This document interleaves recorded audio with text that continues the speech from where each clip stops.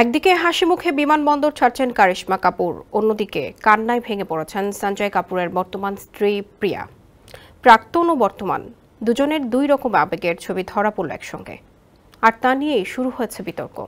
সঞ্জয়ের শেষকৃত্য শেষে এখন চর্চায় মুখভঙ্গি, অভিব্যক্তি আর সম্পত্তির হিসেব। বিস্তারিত জানাচ্ছেন রাজু আহমেদ। প্রাক্তন স্বামী সঞ্জয় কাপুরের মৃত্যুতে কারিশমা কাপুরের মুখে হাসি, আর তাতেই এখন উত্তাল সোশ্যাল মিডিয়া। একদিকে প্রিয়া কাপুরের কান্না, অন্যদিকে কারিশমার হাসি মুখ।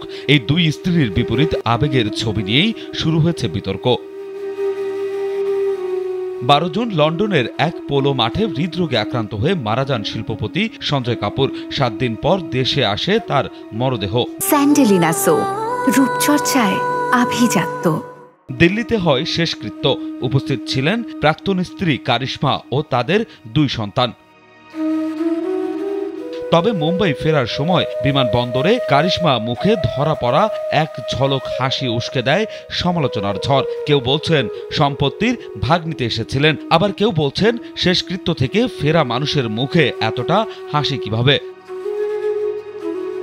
অন্যদিকে সঞ্জয়ের বর্তমান স্ত্রী প্রিয়া কাপুরের চোখের জল যেন থামছেই না।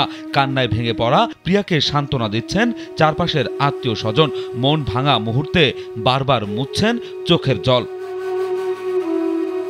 কারিশমার ছেলে কিয়ান কাপুরও বাবার মরদেহ দেখে আবেগ সামলাতে পারেননি। শেষ যাত্রায় বাবার প্রতি শেষ শ্রদ্ধা জানাতে হাজির ছিল কিয়ানের বোন সামাইরাও। আগামী 12 জুন দিল্লির এক বিলাসবহুল হোটেলে হবে সঞ্জয়ের স্মরণ সভা। কারিশমা কি সেখানে আবার ছেলেমেয়েদের নিয়ে হাজির হবেন, নাকি এই স্মৃতির ভার আর বইতে চান না তিনি?